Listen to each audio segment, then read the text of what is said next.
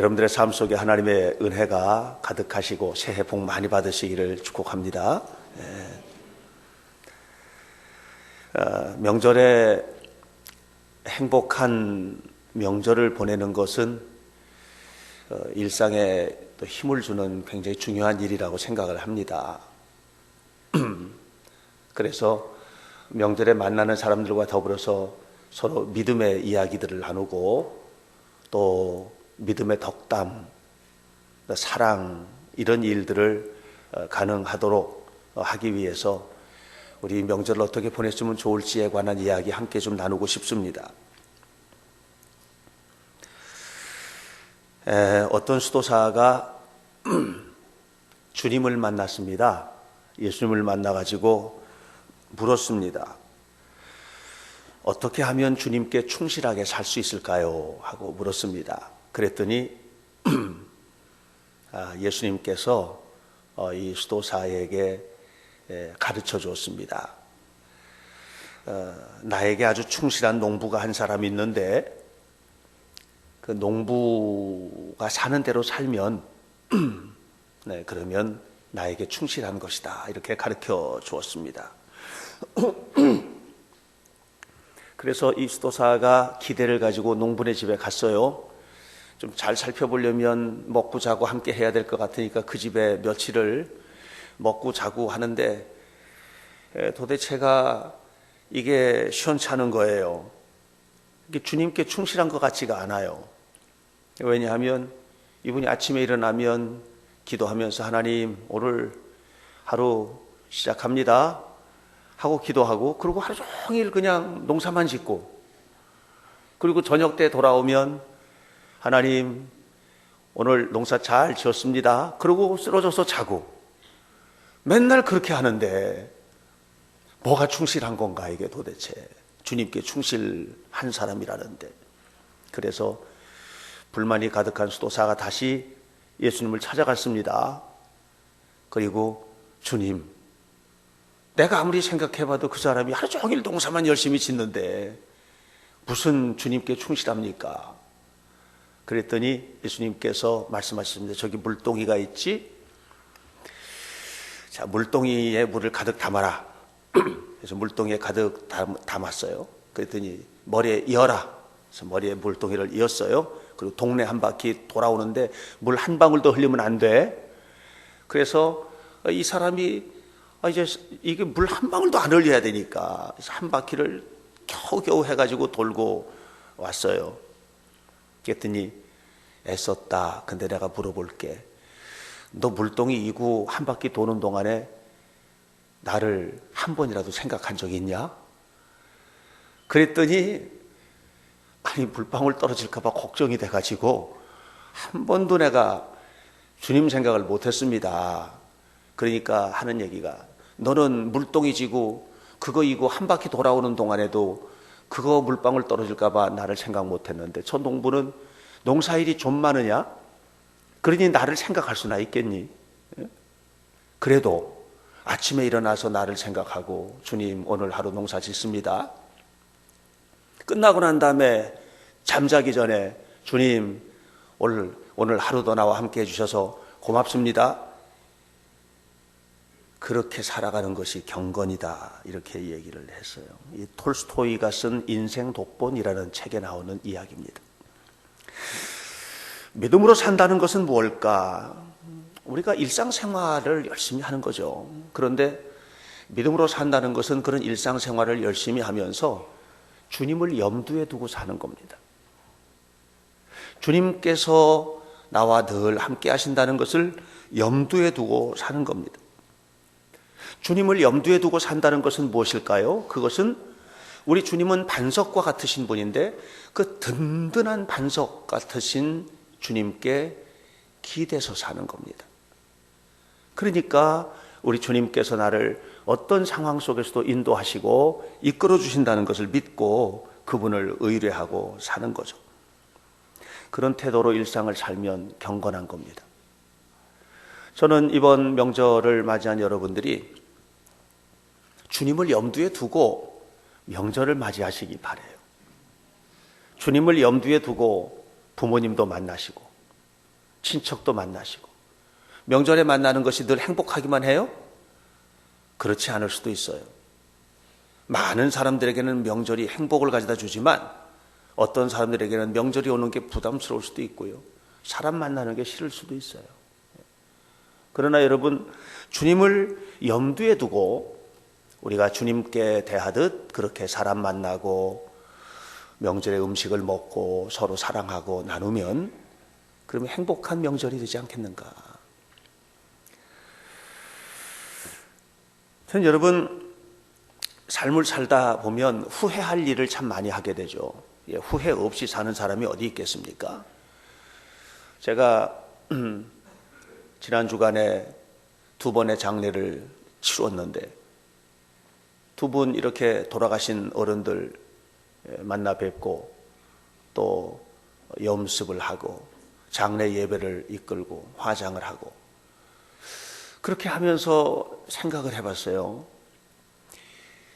나도 저렇게 될 텐데 마지막 숨을 내쉬고 들이마시는 숨이 없으면 날숨이 끝숨이거든요. 끝숨을 내쉴 때 참 후회 없는 삶을 살 수 있다면 얼마나 좋을까. 우리는 하루를 살고도 후회하고 1년을 살고도 후회하고 후회할 일이 참 많잖아요. 오늘 성경에 보면 후회의 사람이 두 종류가 나와요. 하나는 바로입니다. 바로입니다. 출애굽기 14장을 쭉 읽어보면 12장에서 히브리인들이 430년 동안이나 종살이하던 애굽 땅에서 썰물처럼 빠져나갔죠. 바로가 대제국 이집트의 왕인데 이 대제국 이집트의 왕이 힘 한 번 못 써보고 몽땅 노예를 풀어놓는 것을 생각할 때 얼마나 화가 났는지 모릅니다.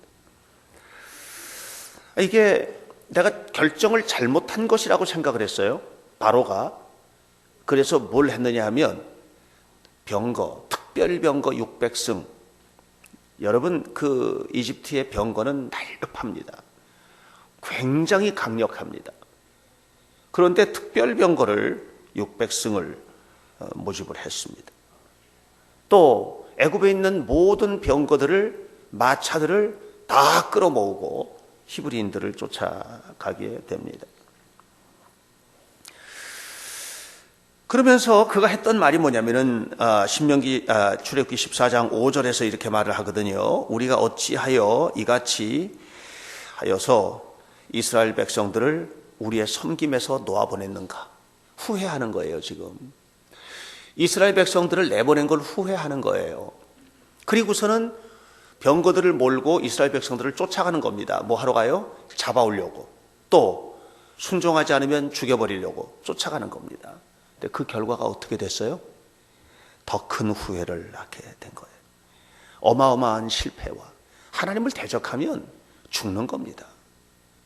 하나님을 대적하고 엄청난 실패를 했고 가슴을 치면서 이전보다 더 큰 통탄을 하고 후회를 한 거예요.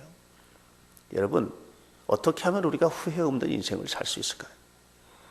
애굽에서 탈출한 이스라엘 백성들을 한번 보세요. 이스라엘 백성들이 애굽에서 탈출할 때 얼마나 기뻤는지 모릅니다. 썰물처럼 빠져나온 그들이 나올 때 은금 보화를 가지고 나왔습니다. 그리고 홍해까지 밀려왔습니다. 그리고 그곳에서 단잠을 자는데 얼마나 꿈 같은 잠을 잤겠습니까? 이제 우리는 하나님께서 약속하신 가나안 땅에 갈 거야 라고 하는 이런 꿈을 꾸면서 잠이 들었는데 잠이 들랑말랑 하는데 천지가 진동하는 소리가 들리는 거예요. 그게 뭐예요?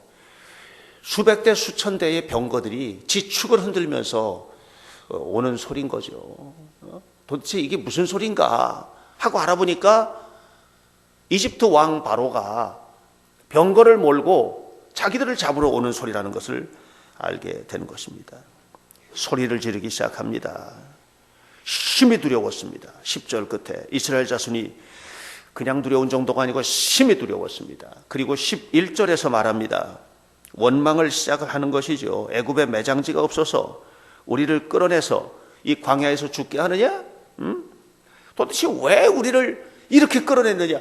후회하기 시작하는 거예요. 저 모세의 말 듣고 따라 나온 것이 후회막급이에요. 거기서 살았으면 그냥 살 텐데 저놈 따라 나오는 바람에 광야에서 다 죽게 생겼다고 후회하기 시작하는 것입니다. 이런 후회는 이번 한 번만이 아니었습니다. 광야 생활하는 내내 원망과 후회. 그 결과가 뭡니까? 40년이라는 세월 동안 진보가 없는 정체, 발전이 없는 절망, 40년 동안을 광야에서 방황하고 배회하면서 고통을 받을 수밖에 없는 신세가 되어버리고 만 것입니다. 여러분, 삶을 살다 보면 후회할 수 있습니다. 사랑하는 여러분, 후회 없이 인생을 사는 사람은 아무도 없습니다. 그런데 성경은 기막힌 얘기를 한마디, 우리 하나님은 인자가 아니시니 후회가 없으시도다. 하나님은 후회가 없어요. 그래서 여러분, 우리가 하나님을 굳게 붙들고 살아가는 것이 후회 없는 인생을 사는 거예요. 실수할 수도 있어요. 실패할 수도 있어요. 잘못될 수도 있어요. 그런데 그것은 후회가 아니에요. 하나님을 믿고 살았기 때문에 하나님의 인도하심 속에서 하나님은 반드시 내 인생을 섭리하셔서 이끌어 가신다고 하는 믿음 안에서의 기대가 생기는 이런 삶인 것이지, 그것이 후회이고 절망이고 가슴을 칠 일로 가는 것이 아니라는 것이죠. 사실 지금 두 사람, 바로 애굽 이집트의 왕 바로와 이스라엘 백성들에 대한 얘기했지만 이것은 지금부터 3000년도 훨씬 전에 홍해 바닷가에서 있었던 사건이 아니고 오늘 우리에게 동일하게 이루어지는 사건이라는 거죠. 여러분, 후회 없는 인생을 살려면 예수님 잘 믿으시기를 축복합니다. 아주 오래전에 제가 잡지에서 흥미로운 기사를 읽은 적이 있어요. 콜택시 기사였던 토니라고 하는 사람의 이야기예요. 콜택시는 전화 받고 출동을 하잖아요. 전화를 받았습니다. 주소가 던져졌습니다. 그 주소로 갔습니다. 사람을 태우러 주소로 갔습니다. 노크를 했더니 거기서 할머니 한 분이 나오는데 마치 40년대, 1940년대, 30년대, 40년대의 복장, 그런 복장을 한 할머니가 나오는 겁니다. 나오는데 안을 들어보니까 가구들이 가지런히 있는데 흰 천으로 다 가구들이 덮여져 있습니다. 이 토니가 할머니를 모시고 차에 올랐습니다. 어디로 갈까요? 그랬더니 한 호스피스 병원으로 가달라고 얘기를 합니다. 호스피스는 임종을 앞두고 있는 분들이 임종을 아름답게 맞이하기 위한 병원을 호스피스 병원이라고 합니다. 이 할머니는 이제 얼마 남지 않으신 분인 거예요. 그런데 이 할머니가 호스피스 병원을 가려면 외곽으로 바로 돌아가면 되는데 시내로다가 질러서 시내 쪽으로 돌아서 가달라고 부탁을 합니다. 토니가 말합니다. 할머니, 그리 가면은 삥삥 돌아가야 되는데요. 그랬더니 이 할머니가 말했습니다. 아니에요, 괜찮아요. 나는 지금 호스피스 병원으로 가는데 나에게 남은 것은 시간밖에 없어요. 나는 시간 얼마든지 괜찮으니까 나는 이제 갈 때도 얼마 안 남은 사람이라고 이렇게 얘기했단 말이에요. 그 순간 이 토니의 마음속에 이 할머니가 무엇을 원하고 있는지를 알게 됐어요. 그래서 택시 비터기를 꺼버렸어요. 요금기를 꺼버린 거예요. 그리고 이 할머니를 모시고 가자는 대로 가는 겁니다. 가다가 할머니가 옛날에 젊었을 때 근무하던 빌딩에 서서 보기도 하고, 또 얘기 나누다가 옛날에 무도회에 멋진 남자와 함께 남편이 되었던 그와 함께 춤추었던 바로 그 무도회장을 거쳐 가기도 하고, 때로는 가끔은 함께 근사한 식사를 했던 레스토랑 앞에 서서 한참 동안을 쳐다보기도 하고, 그렇게 돌아가는 겁니다. 신혼여행부터 살았던 그 모든 삶의 지역들을 다 이렇게 둘러보았습니다. 무려 2시간이 넘는 시간 동안 차를 타고 다니는 겁니다. 할머니가 이제 난 너무 피곤해서 가야 되겠어.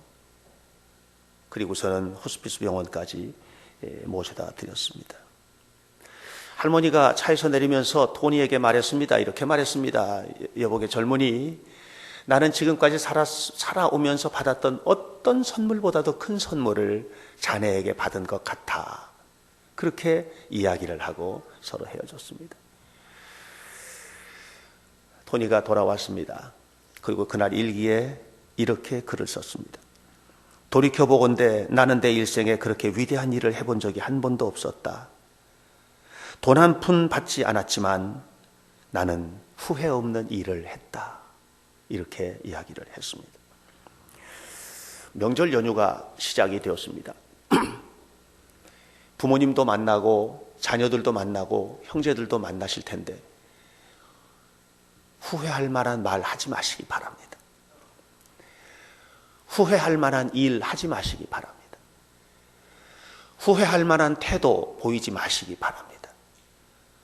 그냥 따뜻한 마음으로 서로를 대하고 하나님께서 주시는 은혜를 깊이 간직하면서 그렇게 행동하는 것, 이것이 명절을 맞이하는 우리들의 태도입니다. 경건한 것이죠. 이번 명절이 여러분 모두에게 행복을 선물하는 명절이 되기를 간절히 축원합니다. 홍해 바닷가에 서 있는 이스라엘 백성들은 두려웠습니다.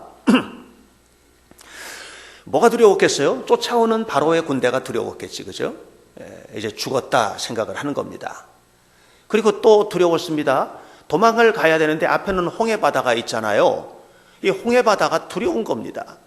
뒤에 쫓아오는 군대도 두렵고 앞에 있는 홍해 바다도 두렵고, 그들이 거기에 있는 것 자체가 두려웠습니다. 그래서 애굽에서 도망 나온 것을 후회하기 시작을 했습니다. 그런데 이 과정에서 전혀 다른 얼굴을 하고 있는 사람이 하나 있어요. 그것은 뭡니까? 13절에 등장하고 있는 모세입니다. 13절을 보십시오. 모세가 백성에게 이르되 너희는 두려워하지 말아라 합니다. 두려워하지 말아라. 가만히 서서 오늘 너희를 위하여 행하시는 구원을 보라. 하나님께서 행하시는 구원을 보라는 거예요. 모세가 두려워하지 않았던 것은 하나님 때문이고 백성들이 두려웠던 것은 그들의 눈에 하나님이 보이지 않았기 때문인 것이죠. 사랑하는 여러분, 여기서 저는 아주 기가 막힌 문장 하나를 여러분들에게 선물하고 싶은 것입니다. 그것은 이것입니다. 여호와께서 너희를 위하여 싸우시리니. 14절입니다. 다 같이 한번 읽어요. 시작. 여호와께서 너희를 위하여 싸우시리니. 바꿔서 읽어요. 나를 이렇게. 시작. 여호와께서 나를 위하여 싸우시리니. 여러분, 하나님께서 싸우신다는 거예요. 모세가 두려움을 극복하고 이겨낼 수 있었던 이유는 바로 이거예요. 하나님께서 나를 위하여, 우리를 위하여, 우리 가정을 위하여, 우리 교회를 위하여 싸우신다. 이 말이 무슨 말입니까? 하나님이 구체적으로 모세의 삶에 개입하신다. 하나님이 구체적으로 우리의 삶에 개입하신다. 하나님이 구체적으로 우리 교회에 개입하신다. 내 삶이 어지럽고 힘들어도 어지럽고 힘든 이유가 뭐예요? 하나님께 안 맡겼기 때문이라는 거예요. 두려운 이유가 뭐예요? 하나님 앞에 안 맡겼기 때문이라는 거예요. 하나님이 개입하시면 정리됩니다. 아멘. 하나님께서 개입하시면 승리합니다. 하나님께서 개입하시면 복이 됩니다. 하나님께서 개입하시는 거예요. 그러니까 이 모세의 이 위대한 믿음이, 너희는 가만히 있어, 하나님이 하시는 거야. 그랬더니 하나님께서 말씀하시는 거죠. 15절, 이스라엘 자손에게 명령하여 앞으로 나아가게 하라. 앞으로 나아가게 하라. 앞에 길 있어요, 없어요? 앞에 길 있어요, 없어요? 없죠. 앞에 뭐 있어요? 홍해바다 있죠? 홍해바다가 있는 거예요. 앞으로 나아가게 하라. 하나님은 앞으로 나아가라고 하는데 앞에 길이 없어요. 홍해바다예요. 그래서 믿음이 없으면 이 명령을 순종 못해요. 왜? 내 눈에 안 보이니까. 믿음이 없으면 절대로 순종할 수 없는 명령이에요. 왜? 내 눈에 안 보이니까. 그 길이 눈에 뭐만 보여요? 홍해바다만 보이잖아요. 홍해바다만 보이니까 믿음이 없이는 절대적으로 순종할 수 없는 명령이다. 그래서 믿음은 모험입니다. 계산이 빠른 사람들은요, 믿음대로 못 삽니다. 계산이 빠른 사람들은 절대로 주일날 예배 자리 못 지킵니다. 계산이 나오는 걸요. 계산이 빠른 사람들은 하나님 앞에 소득을 10분의 1로 구분하여 하나님 앞에 못 드립니다. 왜? 계산이 나오기 때문에 그래요. 그런데 믿음은 모험입니다. 아브라함은 갈 바를 알지 못한 채 떠나라는 명령에 순종했습니다. 믿음 때문입니다.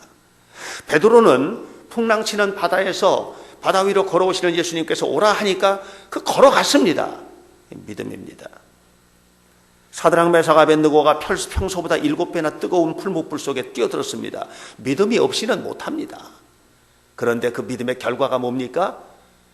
홍해바다에 길을 낸 거예요. 풀무불 속이 냉장고 같아. 여러분, 하나님께서 하시는 거예요. 지금 이스라엘 백성들에게 홍해바다로 뛰어들라는 겁니다. 양자택일의 순간이죠. 홍해바다로 뛰어 들어갈 거냐? 길이 없는데. 또 하나는 바로에게 무릎 꿇고 용서를 빌 거냐? 두 개죠. 많은 사람들이 홍해바다로 뛰어드는 일을 주저하고 돌아서서 바로 앞에 무릎을 꿇습니다. 세상에 무릎을 꿇습니다. 세상이 요구하는 대로 갑니다. 많은 사람들이 그 길을 갑니다. 어쩌면 대부분의 사람들이 그 길로 갑니다. 그래서 믿음의 가치가 사라지고 믿음 안에서 주어진 하나님의 위대한 역사와 축복을 누리지 못하게 되는 것을 보게 됩니다. 그런데 모세는 하나님의 말씀에 순종해서 바다를 향해 발걸음을 옮겼습니다. 이것이 지도자입니다. 그랬더니 이스라엘 백성들이 줄줄이 따라갑니다. 홍해 바닷길이 열렸습니다. 믿음이 길을 연 겁니다. 모두가 불가능하다고 할 때 믿음의 사람은 가능한 것을 보여주는 것입니다. 저는 이번 명절이 믿음의 사람들이 함께 모이는 가족들은 믿음의 이야기 하시고, 믿지 않는 가족들 있는 사람들 만나면 거기서도 믿음의 이야기 하시기를 바랍니다. 믿음이 열어줄 길을 희망으로 전하고, 요즘에 얼마나 답답한 일들이 많습니까? 경제적으로, 사회적으로 힘든 일들이 너무 많잖아요. 이 힘든 일들을 바라보면서 힘든 세상에 무릎 꿇고 살도록 그렇게 내버려 두지 마시고, 만난 모든 가족들에게 복음의 가치, 믿음의 가치를 전해서 그들에게 말해줘요. 앞으로 나아가라. 주님 믿는 믿음으로 앞으로 나아가자. 우리 가족이 앞으로 나아가자. 2016년의 세상을 향하여 나아가자. 미래를 향하여 나아가자. 하나님 주신 축복을 향하여 나아가자. 그들은 못 보지만, 이스라엘 백성들은 못 봤지만 모세는 봤잖아요. 그래서 앞서가잖아요. 여러분들이 보셔야 돼요. 그래서 믿지 않는 가족들, 믿지 않는 일가들, 믿지 않는 부모들, 믿지 않는 친척들을 끌고 홍해바다로 들어서야 돼요. 그곳에 길이 열릴 줄로 믿습니다. 그곳에 새로운 삶이 시작될 줄로 믿습니다. 영광스러운 일들이 이루어지게 될 줄로 믿습니다. 이번 명절은 두 가지입니다. 절대로 후회 남길 만한 행동하지 마시기 바랍니다. 또 한 가지는 여러분 만나서 희망을 전해주는 명절이 되셔야만 합니다. 믿는 여러분들이 믿지 않는 그들에게, 믿지만 시원찮게 믿는 그들에게 뜨거운 믿음을 가진 여러분들이 희망을 전해주는 그런 명절이 되어야만 합니다. 여러분들 때문에 이번 명절이 훈훈하고 따뜻한 명절 되기를 바라면서 마지막으로 사도 바울이 우리에게 주신 말 한마디 전하겠습니다. 로마서 8장 31절 뒷부분에 이렇게 말했습니다. 만일 하나님이 우리를 위하시면 누가 우리를 대적하리요. 하나님의 은혜가 여러분 속에 풍성하셔서 이번 명절뿐만 아니라 살아가는 모든 삶 속에 하나님이 우리를 위하시면 누가 우리를 대적하리요. 믿음으로 홍해 가운데 난 길을 바라보며 나아가 승리하는 성도들이 되시기를 주의 이름으로 간절히 축원합니다. 기도하겠습니다. 오늘도 살아계신 하나님의 은혜를 감사합니다. 후회할 것이 참 많은 세상을 우리가 삽니다. 살다 보면 그때 왜 그렇게 했는지 하고 후회하게 되고 속상하고 슬퍼할 때도 많습니다. 그러나 주님, 하나님을 믿는 우리는 하나님은 후회가 없으신 하나님이시라고 하셨는데 후회할 것이 없는 은혜를 가지고 믿음으로 하나님 앞에 살아가는 자녀들이 되게 도와주옵시고 후회가 아니라 섭리를 깨닫고, 그래, 하나님께서 분명히 섭리가 계셔서 나를 이곳으로 이끌으셨을 거야. 내 앞에 어떠한 절망과 좌절과 아픔이 있다 할지라도 앞으로 나아가라고 말씀하시는 하나님의 명령을 따라 순종하면 반드시 하나님의 놀라운 역사를 이루게 될 것을 믿고, 바닷속에 감춰진 길이 우리의 믿음으로 드러날 수 있도록 하나님 앞에 살아가는 성도들이 되게 하옵소서. 오늘 명절을 앞두고 주일을 맞이한 성도들을 축복하시고, 이미 명절이 되어서 고향, 친척, 부모, 형제 찾아 떠난 성도들을 또한 축복하시고, 어디서든 예배하는 자리에서 하나님 만나고 하나님의 영광을 드러내는 우리 현대교회 성도들과 이 가운데 모인 모든 성도들이 되도록 인도해 주옵소서. 예수님 이름으로 기도하옵나이다. 아멘.